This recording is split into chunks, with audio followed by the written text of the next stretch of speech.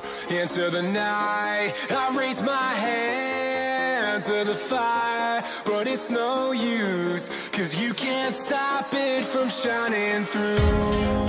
It's true, baby, let the light shine through. If you believe it's true, baby, won't you let the light shine through for you.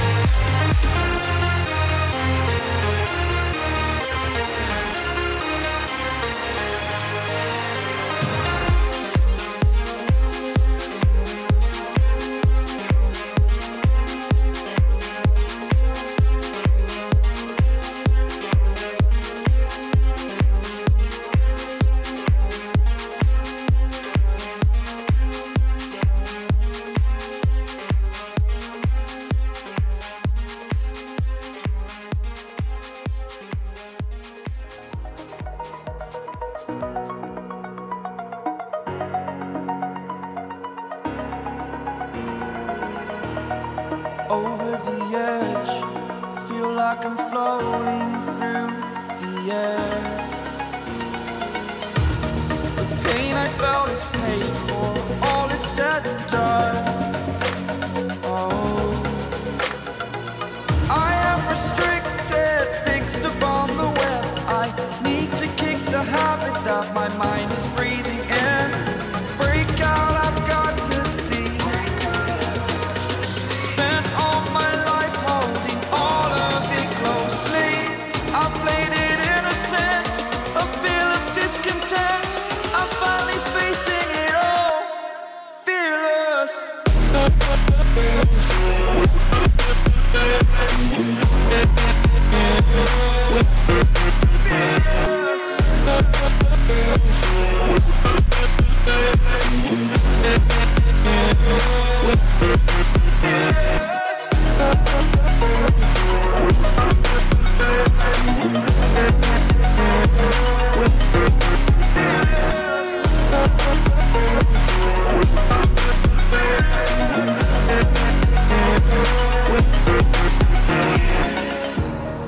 Burning the bridge that keeps us.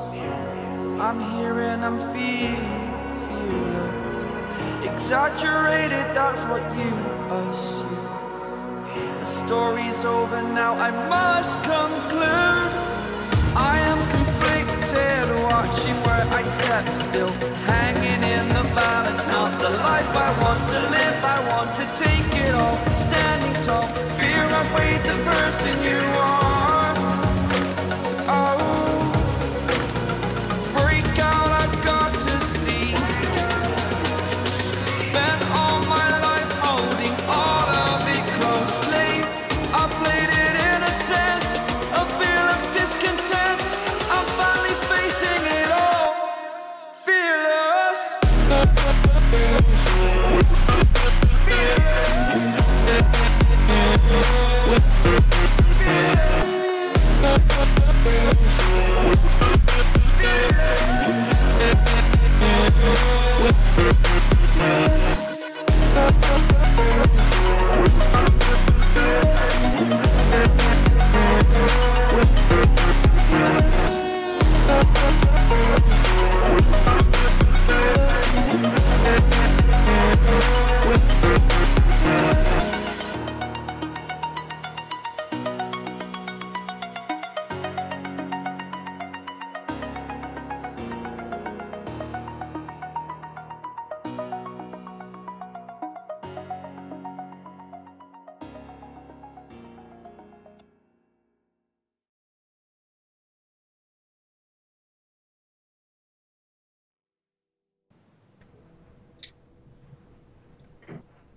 Evening there, and welcome to our latest Elite FPL podcast.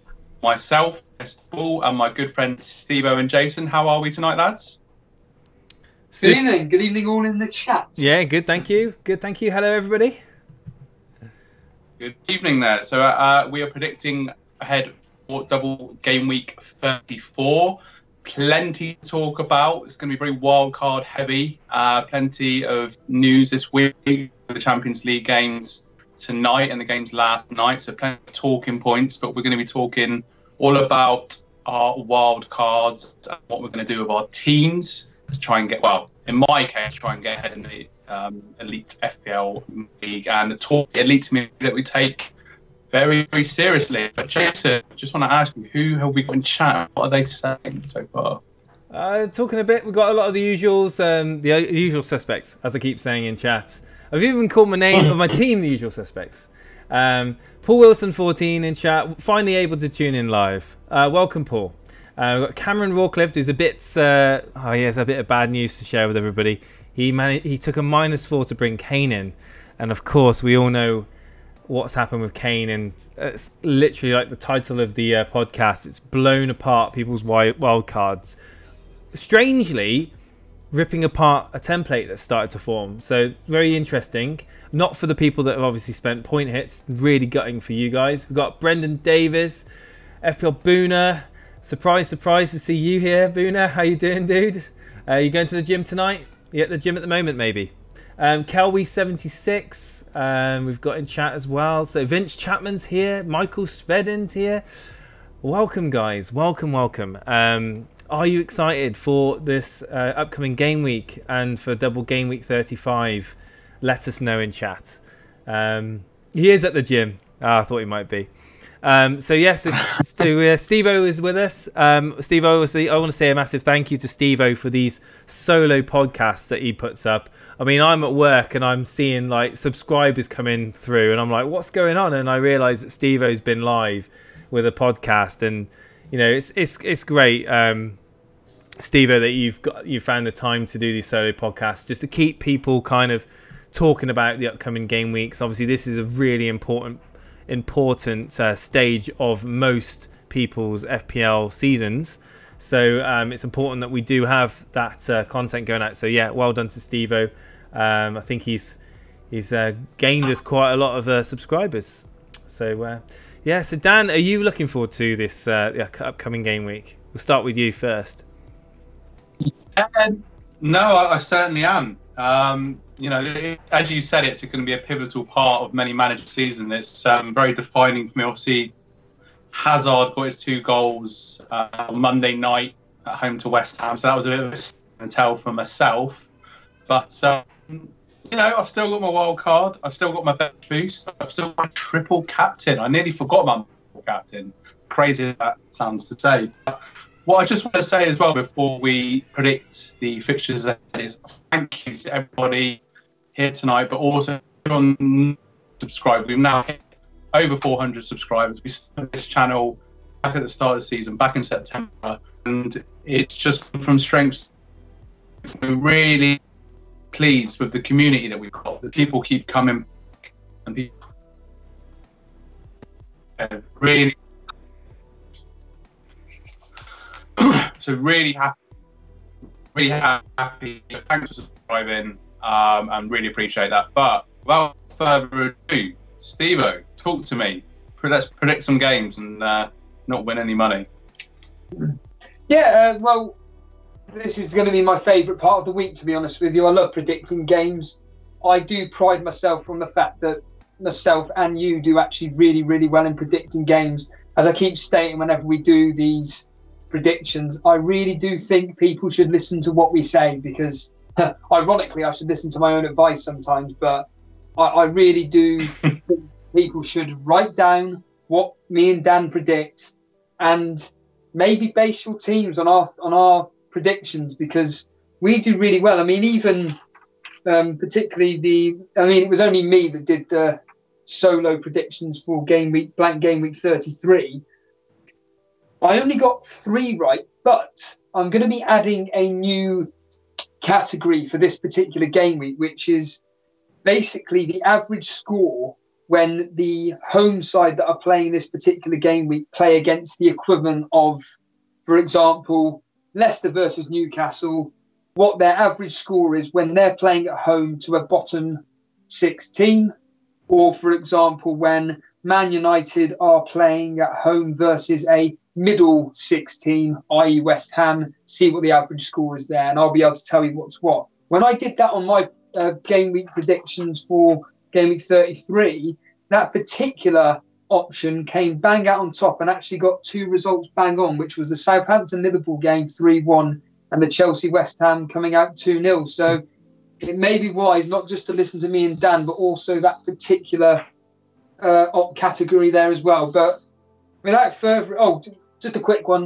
Thank you, Jason, for those kind words. I do enjoy doing those solo podcasts. I'll be honest with you, predominantly because I'm bored out of my mind. But as Jason made the point, I do think it is quite important to do these. I'm just kind of showing people my thought processes regarding the wild card. To be honest with you, I'm just changing one player a day. But that aside, I really do appreciate people watching the recorded solo podcast. And yes, let's just crack on with this game week's fixtures. Double game week 34. We kick off on Friday evening with the informal Leicester versus Newcastle, and I'm just going to go with a standard 2-0, Dan, to Leicester. Yeah, Newcastle kind of Crystal Palace, but lost out in the previous game week. And Leicester, like you say, they're bang on form at the moment, and Vardy's been doing very well recently. I'm going to go a little bit tired, but I'm going to go 2-1 to Leicester City in this game.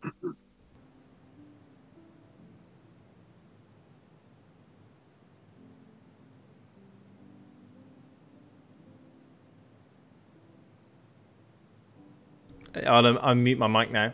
Yeah, I think that Jamie Vardy is going to continue his really good run of form into this game. He's actually popping up in a lot of wildcard templates on Fun Fantasy Scout and on Reddit at the moment. I'm considering it. I wouldn't be surprised if he gets 2 goals against Newcastle at the King Power, and I'm going to go with a 3-0 win for Leicester. So those Pereira owners out there that maybe not shipping out on a wild card may be getting the second week of return. You never know. Yeah, the average result for Leicester versus bottom 6 teams is 2-1 to Leicester. So there we are. Leicester look like they're going to continue their good form at the moment. Now then, this is the contentious game up next because of one reason. Jason's put it in the title. Harry Kane getting injured. It's Tottenham versus Huddersfield. There's been a lot of talk about Spurs' results after Champions League being really, really bad. I don't think that's going to happen this particular game week. They're going to be at home. They're going to be absolutely buzzing after winning 1-0 last night. I think Son... I actually got the opportunity to watch some highlights for once, and I just looked at Son and I was just like, yeah, I'm glad I've got you in my team. And then I found out that actually another one of my wildcard members, Ericsson, got on the assist. So yeah, and I think Spurs are going to enjoy this game, and I think they're going to have some fun, and I'm going to go with a 4-0 win, Dan. Wow, yeah, I watched the game last night. Son looks fit, he looks sharp, and looks dangerous. Great value for what he is. So. Yeah, I think Tottenham might say in their new stadium.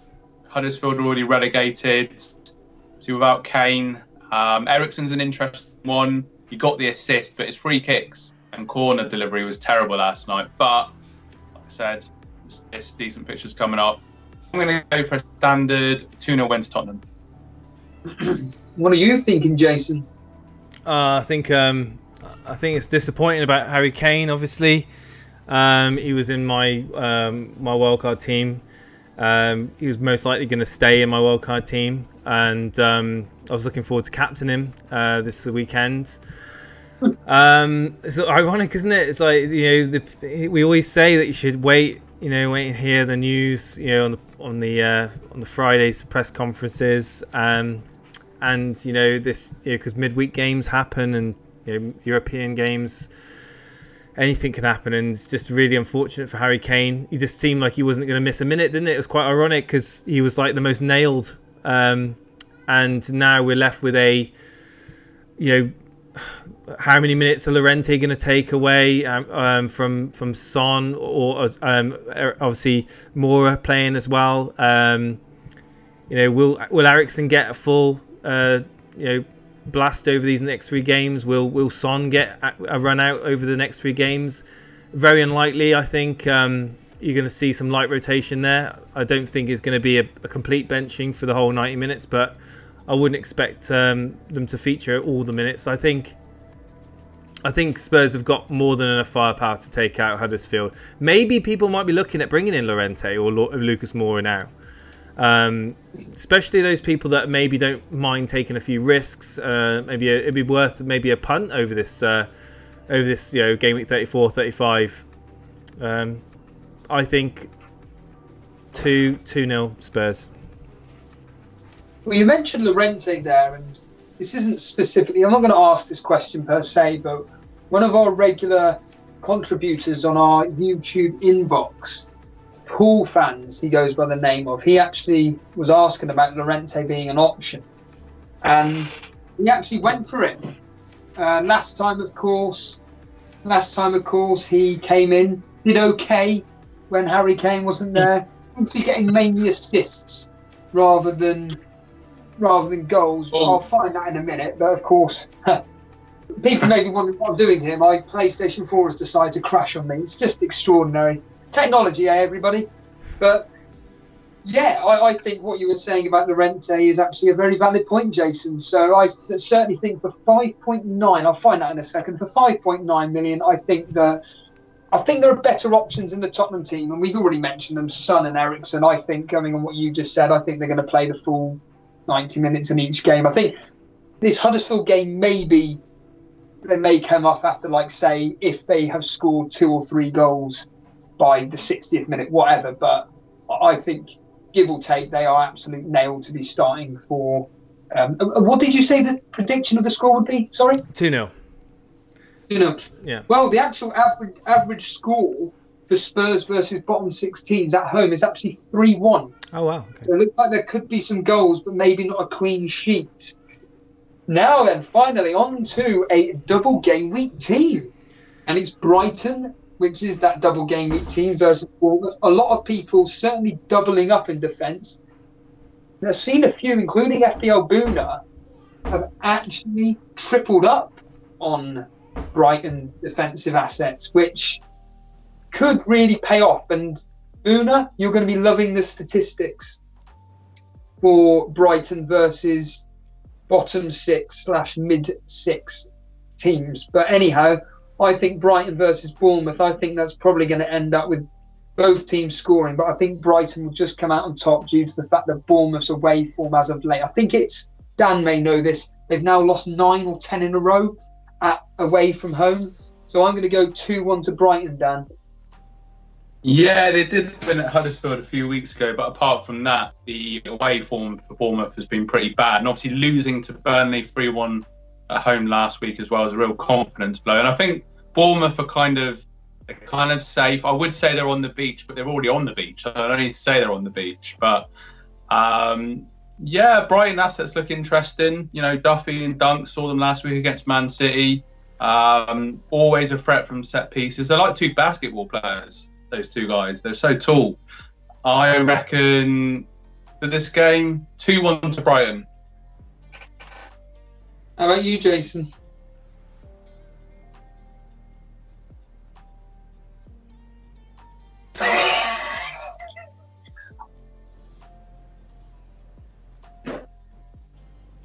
I'm hoping the sound's on, Jason, because I can't actually hear you. I can't hear you. Yeah, I mute my mic because the little one's crying. Sorry. Yeah, so yeah, so I said I wouldn't write off Bournemouth in this game from getting a result. But I would say that the majority of people are going to have at least 2 Brighton players in their team, whether it be goalkeeper, defenders. I don't think anyone's going to bring in Murray. I'll be very surprised if many people bring in Murray. I don't think he'll feature over the 2 games, like Steve-O said from the from the Final Fantasy Scout. Is it John T who's the big Brighton fan? Yes. Yeah. John T and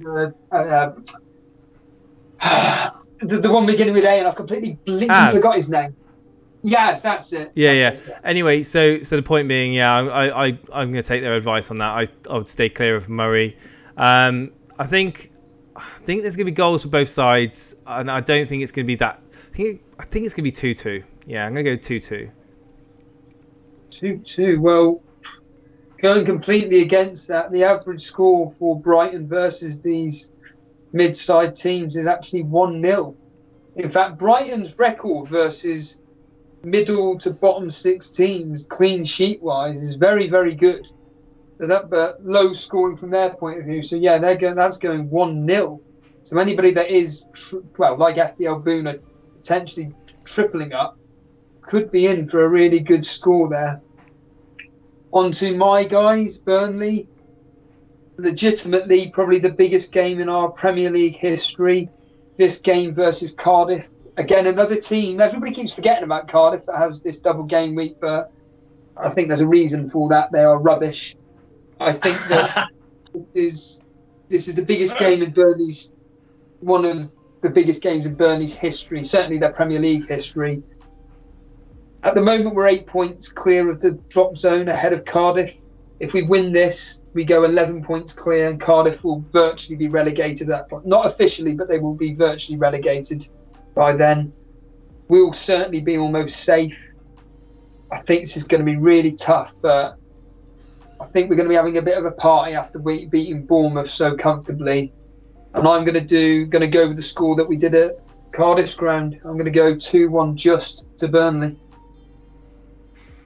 Every week I say this is a big game, this is a big game, and this is the big game, or one of the big games, 6-pointer. I think, like you said, Burnley are going to be on a high after beating Bournemouth. Cardiff have been trying really hard, and they've done really well in this season in the Premier League. That's really good results. Camarasa is an interesting option as a sort of budget differential, perhaps, someone to get in. We're looking to bolster in other areas, but yeah, I think Burnley are going to get over the line. I think it's going to be nice and tight, just to make you uncomfortable. But I'm going to go 2-1 to Burnley. So safe for another season, but not just enough to make you feel uncomfortable. Keep saying this. When we do our predictions, Dan just seems to copy what I say. So, Jason, are you going to make it slightly different by going other than? I can't see Cardiff scoring against a well tight-knit Burnley defence. Sean Dyche seems to be feeding them something crazy at the moment. So yeah, I'm going to go with a 1-0. Only one though. A 1-0 win to Burnley. Yeah, the average score for us at home versus basically our rivals is actually very good, and there has been quite a few clean sheets in there, Jason. The average score is, though, going with a 2-1 victory to Burnley, so a hat-trick of 2-1s there to Burnley. Now on to a team which are just, along with Huddersfield. In fact, I think Huddersfield are better than Fulham. They actually have something about them, whereas Fulham are just a bunch of clowns. I mean, you mentioned... I think, to be fair, you can probably say the most disappointing team of the season has been Fulham, because the amount of money they spent on that side, and they've going through managers, and just I don't think anyone expected them to fall off like they did this season. Would you agree on that? I mean, it just goes to show that you can spend and spend and spend, but if you haven't got the right components of a team, they just fall apart.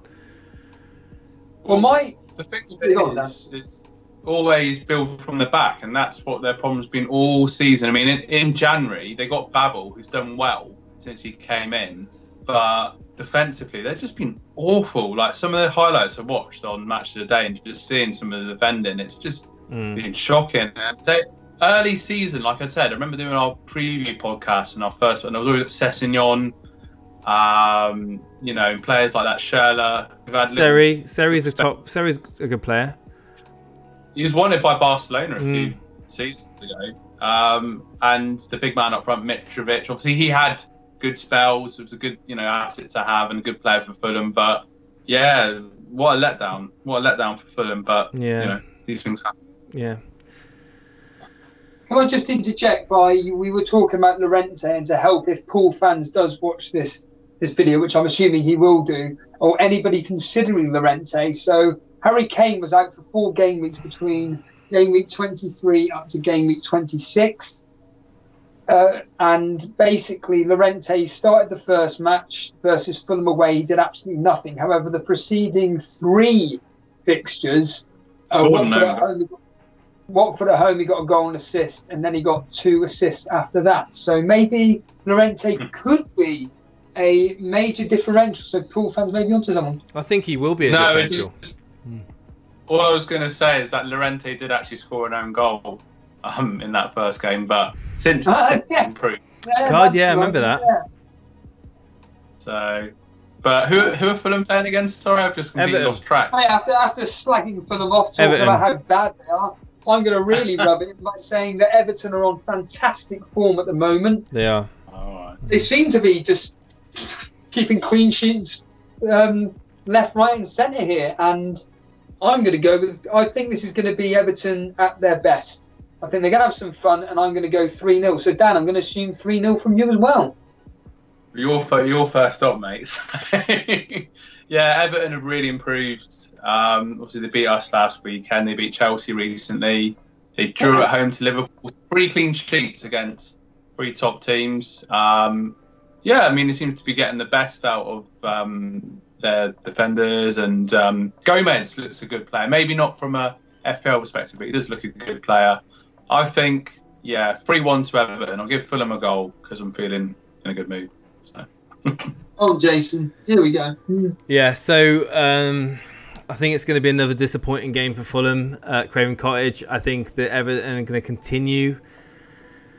How many goals are they going to score? Probably 3. I'm going to go 1-3. The copying down as well. Yeah. Well, surprisingly, Dan made a point a few weeks back regarding Fulham when they come up against decent teams, and actually at Craven Cottage they have some decent results. They seem to despite what I just said, they seem to put up a fight. Although now they've been confirmed relegated, I think they really have just forget it. But actually, the average score for Fulham at home versus middle 6 teams is 1-1. There we are. But don't forget, I think a lot of those players are going to probably be playing to catch the eye of bigger teams now, because they're going to be going down to the Championship. But the likes of Mitrovic will probably want to move. Sessegnon, even Seri. I mean, there's some real big players there that probably don't want to be playing in the Championship next season. So to see, they might be have a bit more wind in their sails purely for that reason. Yeah, I mean, I suppose there's less pressure in a way. Obviously, being relegated, it's like, that's kind of gone now, so they can just focus on and playing football. But, yeah, I still think Everton will win. But you never know. That'll be a real differential. Yeah, we'll get to this next game shortly after. Obviously, Aman Dillon actually spoke the name Lukaku. And I want to mention Lukaku. We'll get to that shortly. But we're going to preview Southampton at home to Wolves, Stevo. So take us away in the history.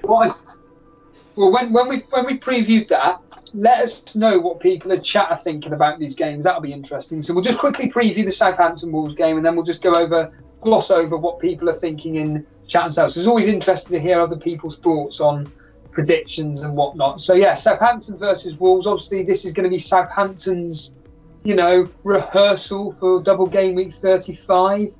Very cheap options in the Southampton assets there, and I'll be honest with you, Wolves, they're not very good versus these teams outside the top 6 and middle 6. They seem to struggle a lot, and that's why and Southampton of late have been doing really, really well. And even that Liverpool game, barring the last 10 minutes or so, they were holding Liverpool to 1-1. So I'm actually going to go with Southampton to win this 2-1, Dan. You took the words right out of my mouth. I think Wolves will be, unfortunately, on a bit of a downer after losing the FA Cup semi-final. They put all their sort of, focus on that competition, and rightly so, and lost the game on Sunday. So that'll be disappointing. And Southampton at home, I mean, they could have gone 2-0 up against Liverpool. Shane Long with that chance, and Van Dijk just over the bar. Could have been an own goal. played really well. Beat Everton at home, beat Arsenal at home in previous games. Looked really strong at home. Manager's done a really good job there. I think 2-1 Southampton and Ward-Prowse. I keep mentioning him. Who knows? Might even get him in that wild card. Yeah, I'm gonna go with a 1-1 draw. I really like the look of Southampton, like the structure, the way they play. They seem to really be firing at the moment. But I say the same with Wolves. I mean, I know the history doesn't suggest that they're that good against these mid-table teams, but I just think they're going to cancel each other out. I really do. I think it's going to be 1-1. Again, Jimenez probably with a goal, and wouldn't be surprised if James Ward-Prowse gets something out of it as well. I think he's another highly talked about player coming up in this game week and the upcoming game week. So I was a bit of a bargain as well, isn't he? Like 5.4, something like that. 5. I'll find out in a second. 5.1. I want to say 5.1 actually. Isn't he like 5.1? 5.1, yes. That's crazy. Oh. Crazy value. Crazy value. And obviously now with the Kane money being injected back into teams as well, who knows? People might want to look at upgrading James Ward-Prowse, but I would say that he's probably a good bet going into these fixtures. So we're moving on to the Man United at home to West Ham. United obviously wanting to... Oh yeah, the people in chat. Let's talk about the guys in chat. So first of all, I've been asked to check out the United 11 that's playing this evening against some unknown Spanish team, I think.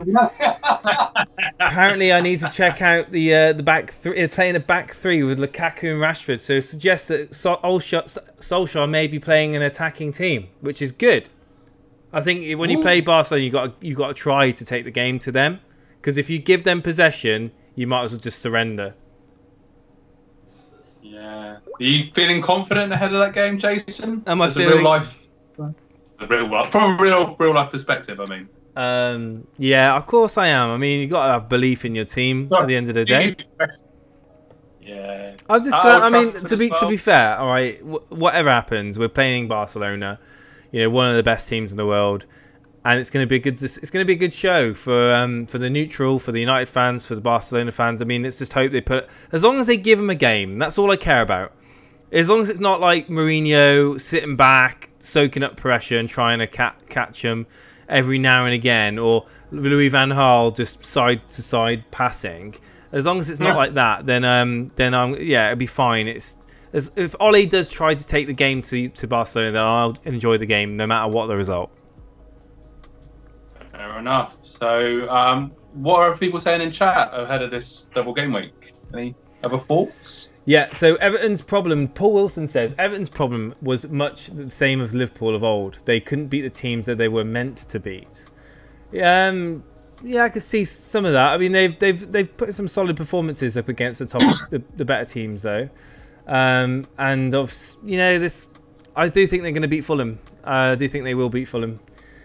But yeah, good point made.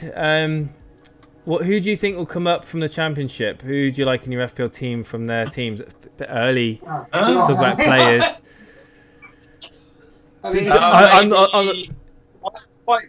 I'd quite like to see Leeds come back up, and maybe you could get Bamford in as a budget differential striker next season. But Leeds have been out of the Premier League for a long time now. It's like a really big club. It's like Leeds, yeah. Hotbed. So yeah, Leeds back up. Be nice to see Leeds back up. But I haven't thought about any players from the Championship at the moment. I probably should. I'm not. You've got to have time at the end of the season to look at things like that. I mean, at the moment, I'm trying to focus purely. I mean, it takes a lot of time. On Friday. It takes yeah. It takes a lot of time to plan at this season. So I'm not looking ahead to next season just yet. But yeah, Leeds definitely could have a few options there. We've got some comments from Jordan Booman. Mane versus Chelsea could be a spicy big game player. Loves a goal against top six. Mane in a lot of wildcard templates at the moment. I've seen people who can't maybe afford to keep Salah or have Salah in their wildcard teams that want to have a Liverpool asset in midfield. absolutely, their fixtures are luscious fixtures. They really are, and definitely Mane. I don't think you'll see many people leaving him out. Put it that way. Not in the top 10k anyway. Lacazette or Aubameyang? Don't think about the price? Question mark. Right. So Simon, welcome to the stream, Simon. I haven't seen you here before. If you like it, hit that subscribe button, of course. But no, Dan, that's actually, it's a really good question to ask Dan, actually. Lacazette or Aubameyang? Would you choose either of those players for this upcoming double game week? Depend. Do you know what? We've got a massive game against Napoli away tomorrow, so it could depend on that. That's going to be a real big one. I mean, Aubameyang didn't start against Everton, and he came on and he was anonymous. So I think the problem for Arsenal assets is just we've discussed this many times. It's just our away form. I mean, the fixtures we've got left coming now seem favourable, but we've still got to play Wolves away, Burnley away, Leicester away. So out of those two, I would probably go Lacazette just because he's a bit cheaper. And I think there's maybe a few other better options out there if you want to get a real premium striker. But yeah, I would go, my gut instinct would be to go for Alexander Lacazette. So if it was a choice between Lacazette or Vardy then for this upcoming game week, who would you go with? Obviously, forget about fixtures. Okay, so Vardy then. So, yeah. But between the two, the way I take it, and now please butt in and tell me if you see it differently. But between Lacazette and Aubameyang, when they're both playing, Emery likes to play Lacazette down the middle and then push Aubameyang out to the wing. So, to me, I think that Lacazette gets more involved in attacks. He seems to, anyway. So obviously, Aubameyang's great for the counter attacks, pace down the wings, but Lacazette seems to be really involved in the middle and on the end of things. So, yeah, again, I echo what you are saying, Dan. I would personally like the value for money as well is a bonus, but I would prefer Lacazette. What about you, Steve-O? Yes, I agree. I think that Lacazette, just for his form at the moment, he just seems to be getting some form of attacking returns, barring the game versus Everton. He has been doing, despite Arsenal's results, he's been Mr. Consistent, if I'm honest with you. And, I mean, comparing the two, Lacazette this season, he has scored... Of course. This is when everything crashes. I can't even give you that information now. Brilliant. But I do know for a fact that Lacazette and Aubameyang are quite similar when it comes to their scoring and assist. But I do know that of late, Lacazette consistently has been bringing in the points. So I would say that Lacazette is the best option of the two. And 4 goals in the last 8, 3 assists, 4 goals in the last 8. That's pretty good, isn't it? To be fair, players. I think that's the only reason we've been in the top 4 races. Well, that's the main reason. It's because of those 2 players, really. So yeah.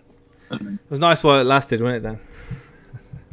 Hey, it's not over yet, mate. It's not over yet. For the amount of that could be a whole other podcast. So let's get back to of course. Man United versus West Ham. The biggest game of the weekend. Yeah, depending on what happens on tonight, I still think that United should come through this game, because after hearing what West Ham were like on Monday, which were pretty poor, I think United will come through this. I think it's going to be 2-0 to United, Dan. It's like you say the fixture and the score just pops in my head, and then you just say it anyway.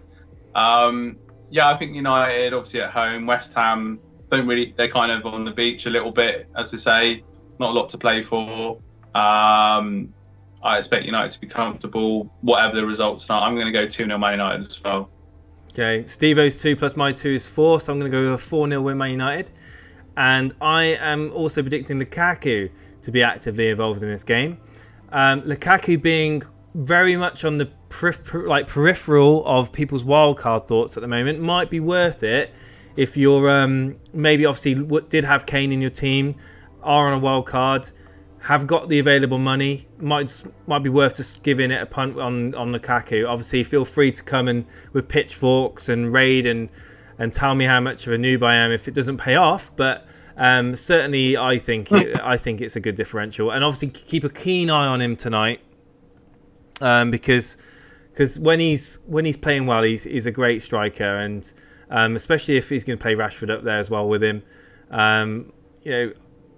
They've got some great fixtures coming up, and even a double game week, so 35 definitely worth consideration. So yeah, 4-0 United. So, I mean, if we're looking to get a United asset in, out of Rashford, Martial, and Lukaku, who would you pick? If you could just pick one, just as a question. Lukaku, purely because of I think Solskjaer is less likely to rotate Lukaku than Martial, and I think he'll have more minutes than Rashford, given the choice of the two. I just got a feeling. I've got a feeling about Lukaku over the next few games. I do like Rashford. I think he's a brilliant player, but just I think I'll choose Lukaku over Rashford. Yeah. I've just seen a comment in the chat by FPL Kid. Sorry, Cameron Rawcloth, aka FPL Kid, and he's just joked about your rank 329th. But Jason, I'm not 12,000. I'm 7,000. What's going on? Oh yeah, terrible, yeah. I haven't. Terrible. Well, believe it or not, I can't do everything in the short space of time. I haven't updated it. But yeah, I think this is probably like Sunday evening's rank that you're witnessing before the Chelsea game. So but it's nice to see you at 12,600. But our ranks are slightly different to what's there. So try not to pay too much attention at the moment. I will get them fixed for next podcast, guys. I promise. But yeah, you can let me know what you think about the new layout. By the way, we've got an extra webcam slot, so when we have guests on, it's not going to interfere with the interface. Let us know if you prefer it. Got a couple of people. I did actually mention the average score between Southampton versus mid to bottom 6 teams. It normally ends up 1-1. In this specific case, with United versus West Ham versus mid 6 teams, quite literally every single result has ended 2-1 to United. All right. So think of that what you will. So then on to Manchester City. They're away at Crystal Palace. Obviously, we know what happened yesterday, losing 1-0 just to Tottenham, and would have been an interesting game if Aguero had scored that penalty. I wonder where it would have gone then, but it didn't go in. He missed it, or we had it saved anyway. I think that Crystal Palace are going to be on for the potential onslaught here, although the average results don't quite say this. But are you thinking 3-0, Dan? Because that's what I've put, 3-0 to City. I'm really not sure about this game. I think this could be the game where Man City slip up. I really do. Because I've watched Man City the last 2 games. They've just not looked themselves. I mean, against Brighton, they were sluggish. And then against Tottenham played really well. FPL Boomer will say that. We'll hold my hands up. But Palace have got a decent record against Man City in recent history. Beat them at the Etihad. Drew with them last season, 0-0 at Selhurst Park. I'm going to go 2-1 Palace. Wow! Wow! What have I been drinking? Ginger tea or vodka? Yeah, I mean, probably won't happen. But, bit too much Bucks fizz, I think. Yeah.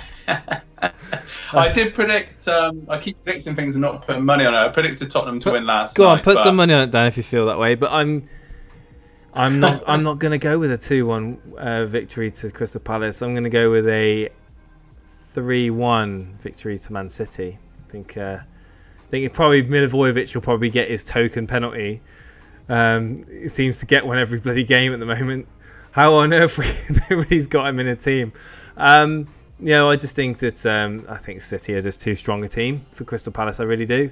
Even if Pep decides to rotate a few players, I mean their B team's just as strong as most sides in the top 4 at the moment. So yeah, 3-1 Man City. Steve-O.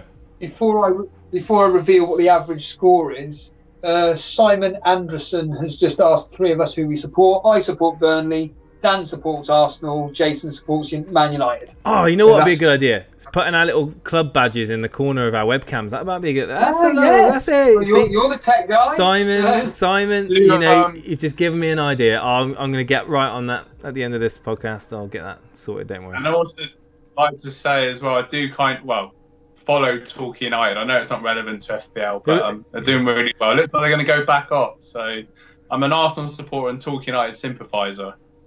Just to add that. I stopped following Talk United when David Graham got them promoted into the old Division 2.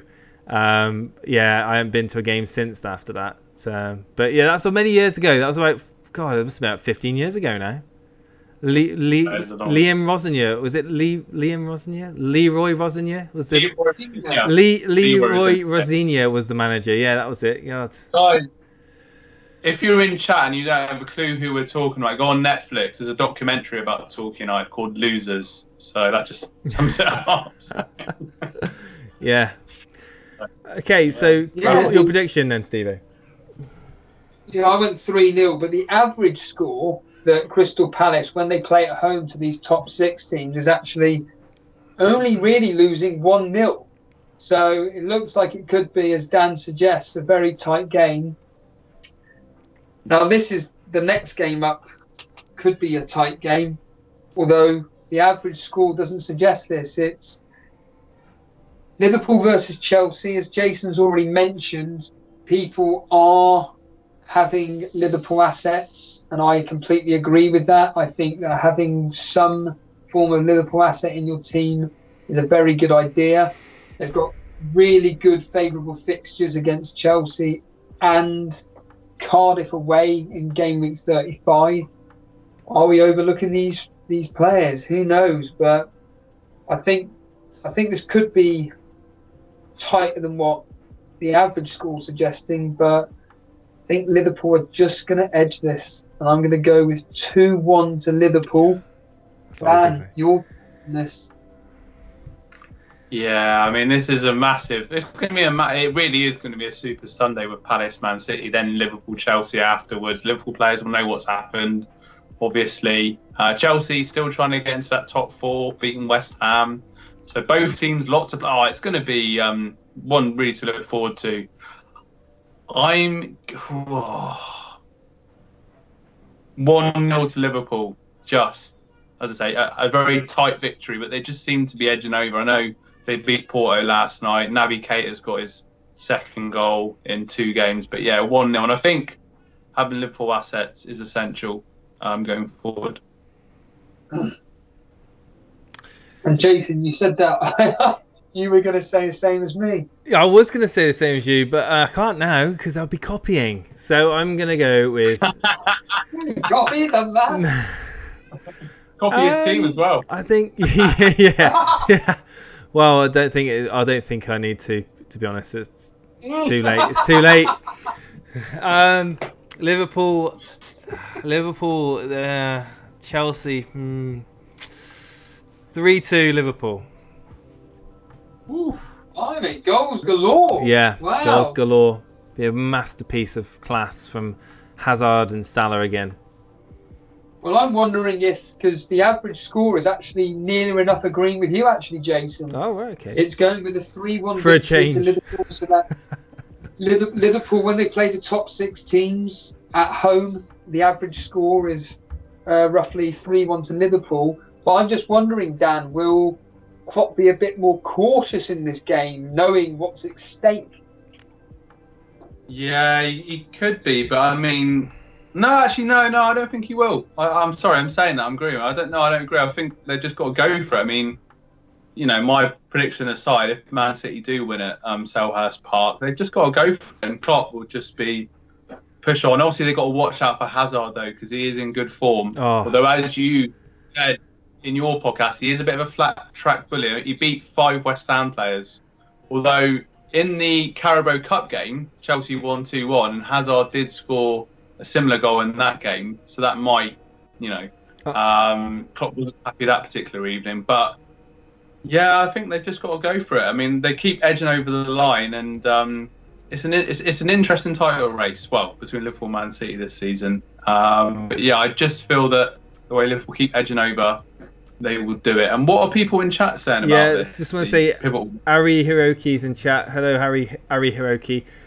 Daily Llama's actually joined us as well. Welcome, Daily Llama. I'm waiting for this joke. He always mentions something which makes me laugh. I'm waiting for it.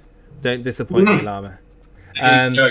We got who else we got in chat? We got Daily Llamas chatting about salad, Mane and Firmino perhaps. Adam Humphreys 99, home of the English palm tree, talking about Torquay, of course. Yeah, but well, we're talking about Liverpool Chelsea. I will be really gutted, right? I would be gutted if Hazard leaves this summer. It's such a joy to watch that player. He really, really is. It's such a great FPL asset to own as well. Bonus point magnet. He'll be a real loss to the Premier League if he leaves. So Hazard, if you watch this podcast, please stay. So yeah, no one else is really saying much, to be honest. It looks like Hazard is absolutely for certain going, and in fact, based on apparently some of the words that come out of Sarri's mouth, he pretty much said he's going next. He's going in the summer, so there's no point in asking him whether he's leaving because he's going. You know, I mean, can you blame him if Real Madrid are going to come knocking? He's going to go. I mean, he could have gone last season after the World Cup, but being there, he's been honest about it. He said, "Look, Real Madrid's his dream.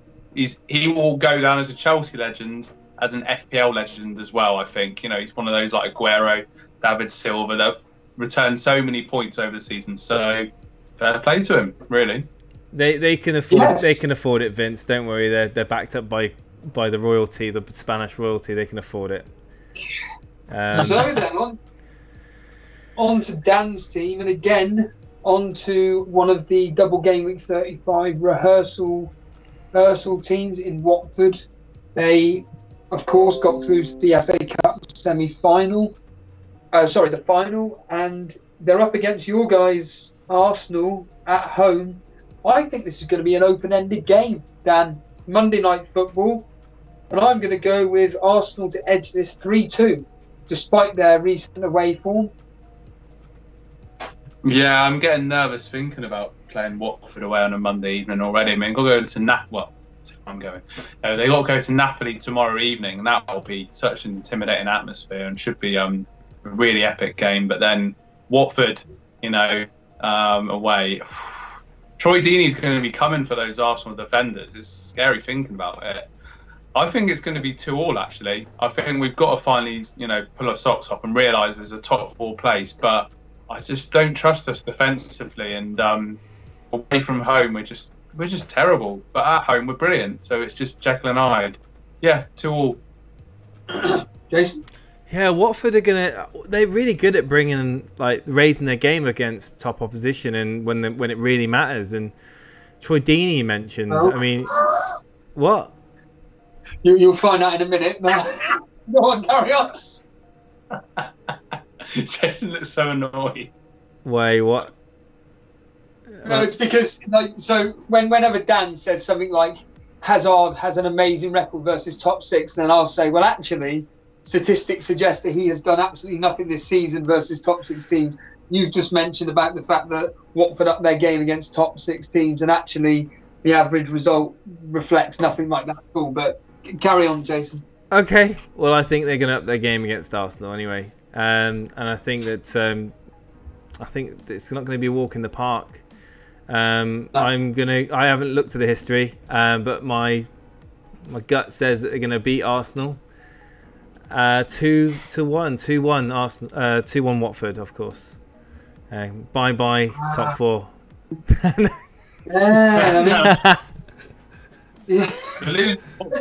Lose at Watford, they're not going to get top 4. I mean, they have to win that Europa League. Yeah, it might have to focus on the Europa League. Yeah. The average score for Watford at home versus top 6 is going actually the opposite. It's going 2-1 to Arsenal, but there's been some entertaining games for Watford versus the top 6 teams. So Yeah, it's going with an Arsenal win there. Now, finally, on to the final game of the double game week 34, and it's Brighton versus Cardiff. I think this game, this is all dependent on the game versus Burnley for Cardiff. If Cardiff lose versus us, they ain't going to give a damn about this game, and it's going to end up what I think will be just a standard 1-0 victory to Brighton. However, if Cardiff do beat us, maybe even draw, but certainly think if they win, I think they could be really up for this, and they'd have to go for it, because obviously Brighton are one of their rivals. But as it stands as of now, I just think Brighton's record versus bottom 6 teams can't be argued with, and 1-0 to Brighton, Dan. Yeah, it does depend on that big game on Saturday at Turf Moor. I think it will affect Cardiff's mentality. Brighton have been strong at home, as you say, this season. Yeah, I can see. I'll go for 2-1 to Brighton in that particular game. Yeah, I'm with Steve on this. I am going to copy you. I think it's only going to be 1-0.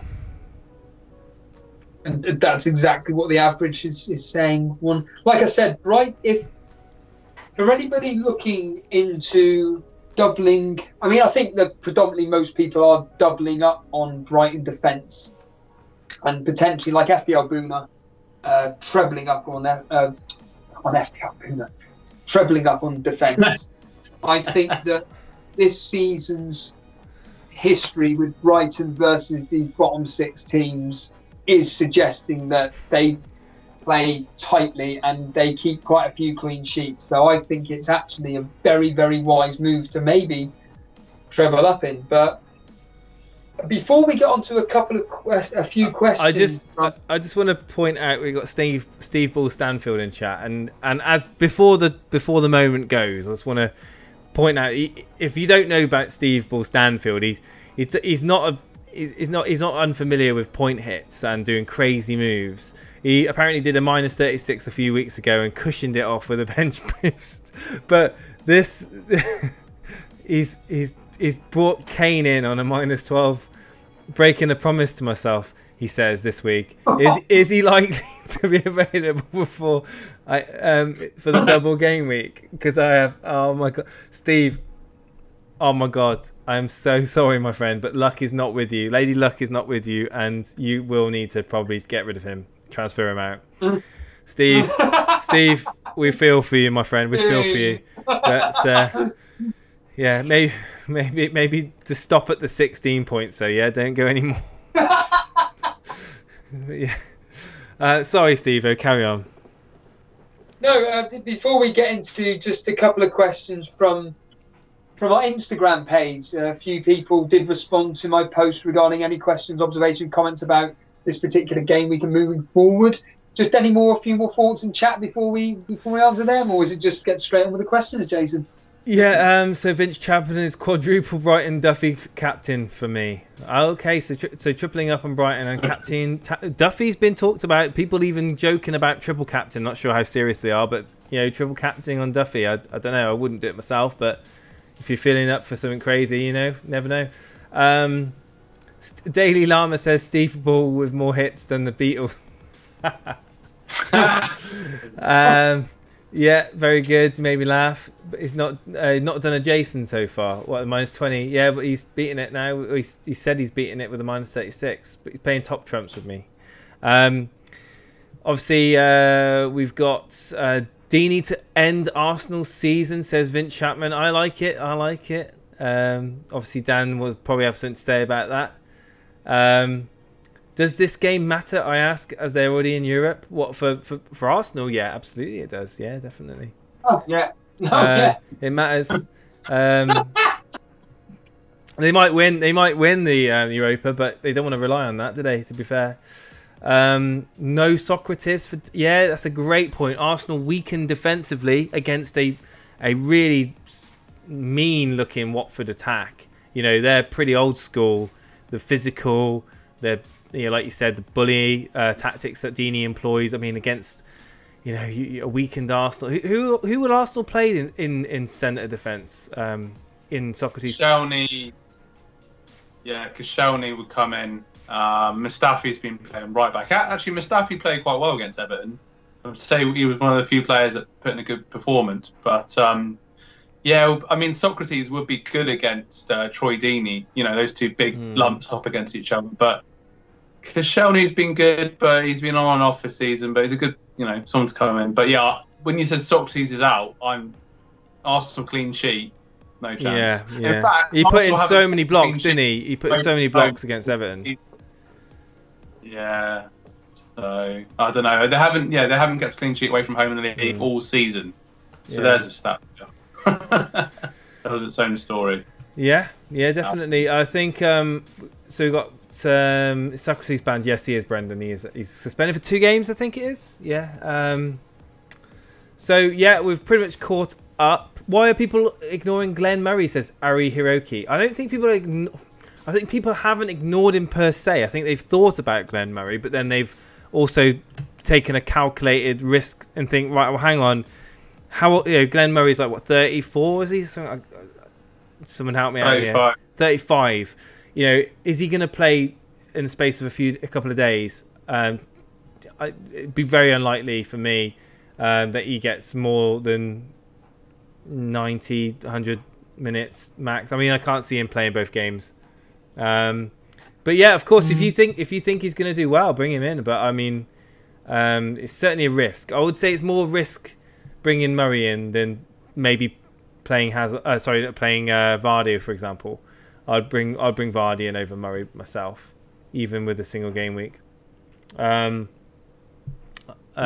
anyone want to disagree with me? Speak now. No, I think that makes perfect sense. I think it happened before in a double game week or something that Murray started one game, didn't start the other. I mean, here's a real differential option in midfield. I'm sure Joe's going to laugh at this. What about Knockout as a real... he's like the Joker in the pack. That's what they called him last Saturday. You see he's got ability, but he always makes the wrong decision. But on his day, you know... Don't know what Knockout's going to step on the field, do you? That's the problem. That's it. Yeah, so that could be a real gamble. I always say form over fixtures myself, and you know, even though they've got the double, I wouldn't go with a player that's not in form. That's just my advice. So we've had some questions to our Instagram account. Yep. Steve-O's got all neatly written on a piece of paper. So if you want to neatly written, that's a statement. But yeah, we'll just quickly, they're very quick fire round questions, just if you two want to answer them. So we have one question in from someone called Sasha Mack, who wants to know which 2 of these 4 goalkeepers would you choose out of Foster, Ryan, Lloris and Patrizio. In my opinion, I would be going with Ryan and Foster, personally. I would, Ryan's a good shout. And Lloris. Yeah. I'm gonna go with you, Steve-O. Foster and Ryan. I mean, Ryan obviously he's got the double game week coming up. He's got nice fixtures, 2 home games, slightly favourable. Cardiff at home as well as Bournemouth at home. You know, he's known for making saves as well. Yeah, so and obviously Foster's in Watford team where it's got favourable fixtures, and they're both cheap as well. Obviously Arsenal being one of those fixtures. They're quite cheap as well, aren't they? So the point being, if you wanted to go out on a Lloris or something, you're paying a little bit more, but you've got a little bit more money to spend in your defence and midfield. Spread it out a little bit more. Yeah, I would go with, in terms of value, Ryan and Foster. I agree. Our good friend Cy Bellamy is asking, since Kane's injury, is Son a must-have? Well, even before Kane's injury, I think Son was not necessarily a must-have, but I think he was certainly somebody to definitely own for this. I mean, I even trebled up on Son and Eriksen personally, and obviously Kane. Funny enough, going on to what Pool fan says regarding about Llorente being an option, and I looked, like I said, I just did it on here, looking at Llorente's stats when Kane was out. He did very, very well. my team right now, I'm just looking at it, I'm just like, I'm really liking that front 8, which is, and I'll go into that in a minute actually. In fact, I'll just say it now just to get it out of the way. So my front 8 as of now with Llorente in the team, by getting rid of Lacazette and Jimenez, would be front 3 of Llorente, Aguero and Firmino, and a midfield 5.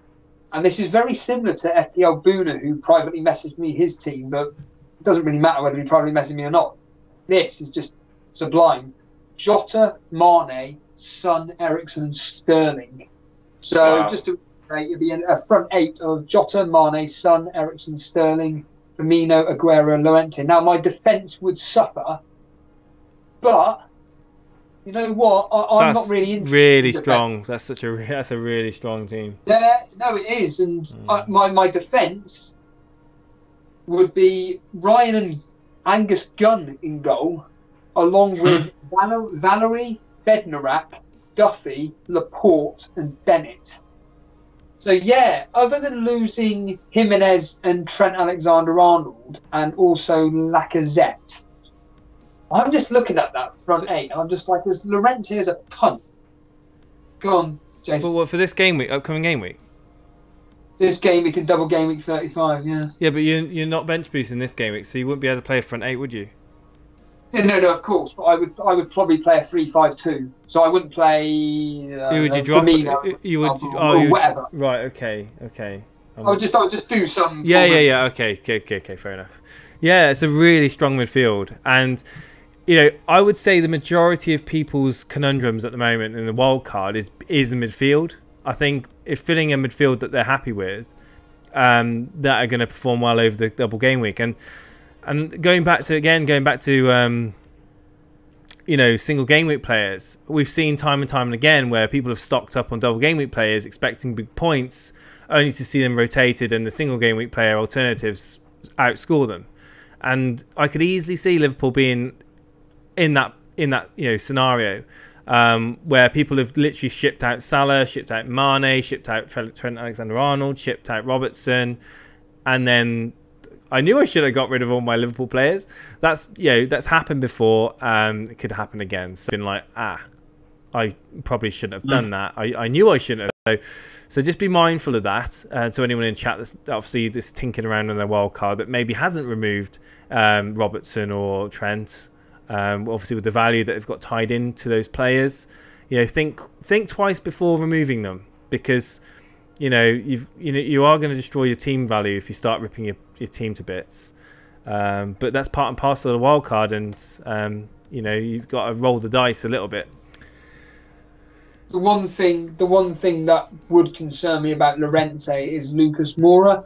Now, I'm just looking at his minutes over the last 6 games. It's been virtually non-existent, barring Southampton away and Liverpool away, where he played in both games, scoring against Liverpool, of course. But Llorente's been making the odd, quite literally, the odd sub-appearance. But, Dan, just a quick question for you. Do you think Spurs play better with a central point, i.e. a central striker, for Son and Eriksen to kind of feed? Or do you think they play better with, you know, 3 attacking midfielders, along with, of course, Dele Alli? Dele Alli's another one, but I'm staying clear of him at the moment. But yeah, do you think that Tottenham are better with a striker, or do you think they're better playing sometimes like Chelsea or Barcelona do with a false number 9 or whatnot? Yeah, I think they're better with a focal point up top, really. Although recently I know Pochettino's been playing kind of, similar sort of that false 9 role. So it will be interesting to see. I mean, it's funny you say about Dele Alli, and I know we had a question on one of your solo podcasts about Dele Alli and his potential for these upcoming fixtures. I mean, he looked dangerous last night. He looked lively and getting into some positions. He fired a shot over in the first half from just outside the penalty box. He looked sharp, and he was like, Eriksen seemed to be dropping deeper and Ali was pushing on more forward. So that, you know, Dele Alli could be another one as well. But yeah, I think they work better with someone as a front focal point. But to answer Simon's question, I think, Son's essential. He's doing really well at this new stadium.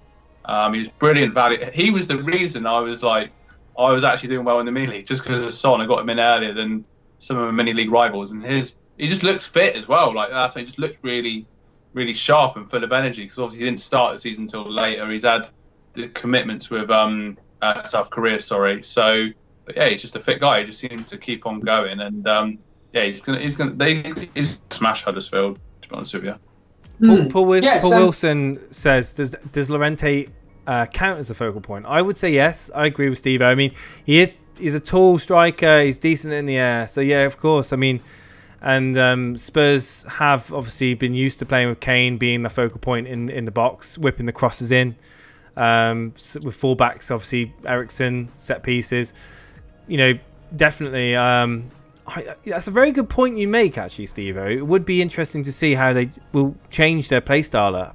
Whether they decide to start Llorente, or whether they are going to with a Lucas Moura, Son, obviously pairing with maybe more of a false nine setup. So yeah, very, very good point. I honestly don't know which way they're going to go. Probably will play Llorente though, because it's what they know. Brilliant. Sorry. Yeah. Let's move on to what we all want to talk about now. Our potential wildcard team. I've just mentioned mine there. I'll just briefly go over it again. I've just been doing it live as we've been speaking. So Ryan, Gunn as my two goalkeepers, Valerie, Bednarak, Duffy, Laporte, Bennett as my defenders, Jota, Mane, Son, Eriksen, Sterling as my midfield, and Firmino, Aguero, and we just talked about him, Llorente up front. Again, do not take my word on any of that, but that's just what I've just been doing. Dan, what have your thoughts been on this specific wildcard? Yeah, it's interesting being watching your solo podcasts, and now doing this podcast. I'm so keen to get stuck in soon my wildcard. I've kind of been waiting with these games coming up, and I think I've done well out of the way. I don't want to say this, but sorry to interject, but obviously when I mentioned in my review about game week 33 and how you're now really off the pace in this 12 Elite Cash Mini League. Like we're talking, I think, where was it again? Yeah, from Pete Andrews has just blown up. You're about late 50s points, so whatever, off Pete Andrews in 4th. How are you feeling about all this and this wildcard situation about maybe going real differential, but not too stupid? No, the season's over, man. Like I said, the free hit in the prior double game week just didn't work. I had all double game week players and it flopped, man. I just got an average score of 75 points. So I had a good game week last game week along, but once again, I needed Hazard to do nothing. And then there was a chance. I knew I said Hazard would do something, and he got 2 goals, and that crushed my hopes a little bit. So now, to be honest with you, I'm similar. Like I said, I'm similar to Fulham and Huddersfield. I can just play without pressure because I'm not expecting to get any further up, and I can take, like you said before, take a few calculated risks and not get too stupid and avoid. You need coverage of these big players like Sterling and Aguero, Mane, these sort of players, but. No, I feel all right about it, really. I'm not too, I've got a few different ideas. I think Brighton coverage will be good, particularly their defensive assets, Dunk and Duffy, the 2 basketball players, as I call them. They could be, they could get a goal from a set piece. That could be worth it. But, yeah, like Ward-Prowse as well. I mentioned these players in the podcast, and I never take my own advice, but that could be another one to consider as well. But all I'm thinking in my mind is just finish the season as high as you can. My normal position in the Torbay Elite Mini League Cash League that we take very seriously because there's money at stake is like 10th or 11th. So if I could finish maybe 5th or 6th, get a high rank, get my highest rank this season, be all right, and then build for next season. But yeah, I think the lesson from the last double game week is not to neglect, just to think, take a couple of more risks, I think a little bit. So that's what I'm thinking. Is there any players, just for people in chat and people that are watching on this replay, just to give them a flavour of any players that you like I've just mentioned, Llorente as an example. Are there any players, you mentioned James Ward-Prowse, that just come out and go, yeah, that is a nice risk. I mean, I'll give you an example. FPL Booner. I mean, I'd love to see your reaction now. He's picked Danny Ings. Yeah. Yeah. So, you know, we're talking. We're talking some. Yeah. So I said Lukaku. That's my differential. Yeah. Yeah. You know what? That is a prime example, Dan, of somebody to seriously look at, because he's someone that I'm. Is literally nobody's thinking about Lukaku at the moment. Nobody. I've been going on all the scout forums. I've been on Reddit. Very, very rarely do I see that guy's names mentioned, because everyone's so focused on the Brightons, the Tottenham, the Watford, the Man City, and like even Liverpool now. Man United's gone under the radar because obviously they've had a couple of bad results, but they've not turned a bad team overnight. And obviously tonight is going to be obviously a good way of seeing how Lukaku's going to fare against quality opposition. Now, if he scores a few, wouldn't be surprised if you start seeing more people bringing him in. That's a big if. But yeah, certainly I would say if you're looking for something outside differential that people aren't considering, look at Lukaku. Or even if you're not fancying spending the money, maybe even Rashford. Dare I say it? So I was going to say Rashford actually, because he's done well for me. You know, you have your lucky charms, as I call them. Rashford's been like one of my lucky charms. I've never brought him in. He's done really well. And I think under Solskjaer, he's got a lot more confidence and he's been a lot more clinical. And you can see the difference that Solskjaer has made to Rashford's play. You know, look, these big Champions League, Europa League games. I had to mention Europa League, but you know they're going to play. If Rashford gets a goal tonight, his confidence is going to be, and Lukaku, they're going to be sky high for the weekend. And you know, against West Ham, no disrespect, but you know, you're going to be full of it. So.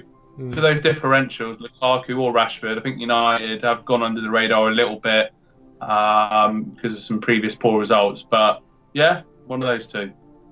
So, Mr. 300 and no, what are you, Jason? 207. 207 in the world, Mr. 207 in the world.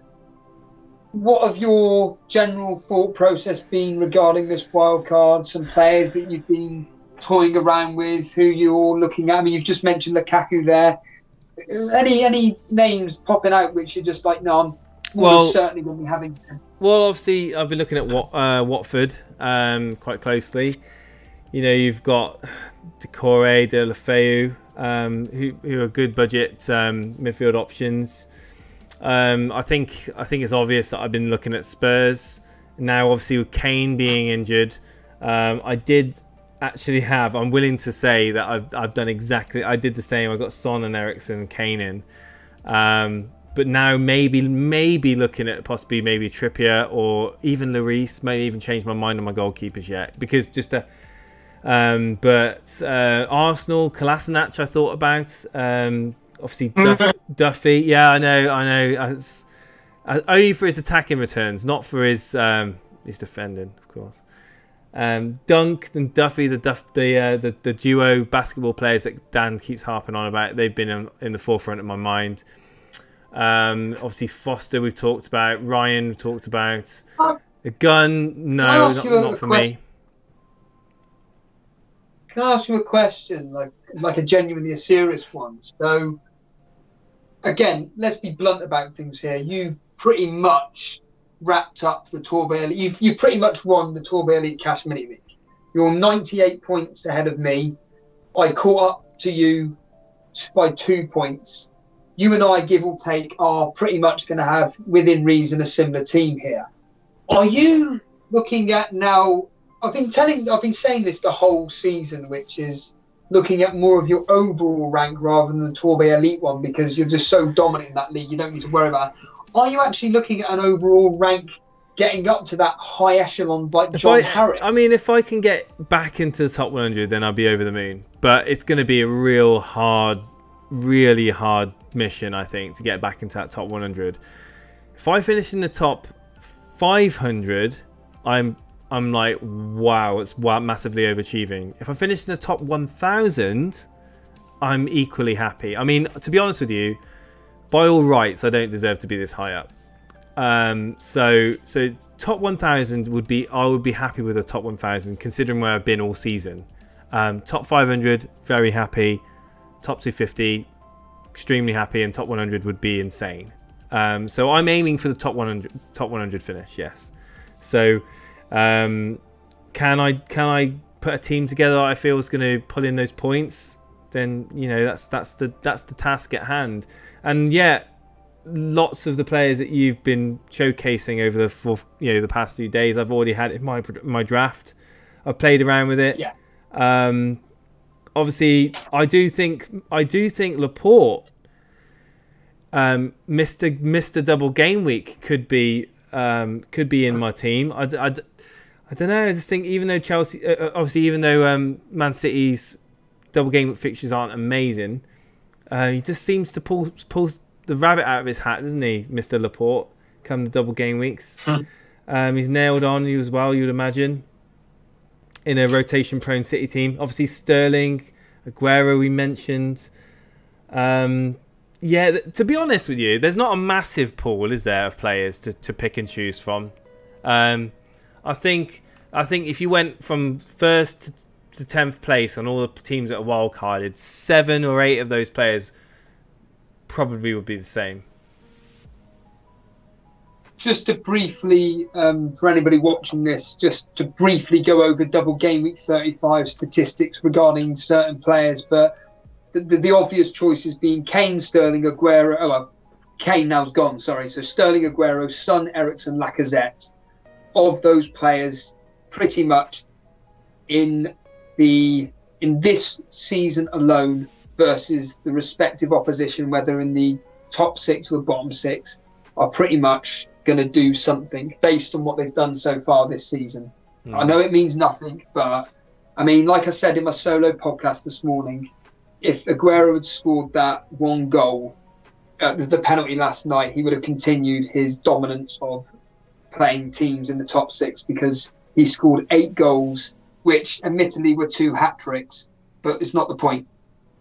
It's 8 goals, could have been 9 last night. So I think that the majority of players, including Lacazette, this season versus the respective opposition, have done really, really well. So, yeah, I think Lacazette's a good pick. I do think he's a good pick. Arsenal for their attacking prowess, of course, but maybe absolutely. Maybe not so much for their defending, especially now Socrates been injured. But yeah, I think that ties in quite well towards the United games kicking off now. So yeah, look forward to that. I'm going to predict 1-1 for that game. Yeah, I'm going to go. You never know. I'm going to go. My heart wants United to win the game, but my brain thinks that we're not going to win it. If we can get a 1-0 out of it, I'll be amazed. But yeah, I'm going to go 2-1 Barcelona. They're such a better team. They really are. Like this is my brain talking right now, not my heart. I'm going an extra goal, Jason. I'm going to go 3-1 to Barcelona. I think Lukaku or Rashford may score tonight, but I think Messi and Suarez and whoever is going to have some fun tonight. Yeah, I mean, you look at United's defence. I mean, the 6s and 7s. I've just seen it. And yeah, we'll wait and see. But hopefully, I could be proved wrong. Yeah. Yeah. So I think that pretty much concludes our podcast for this evening.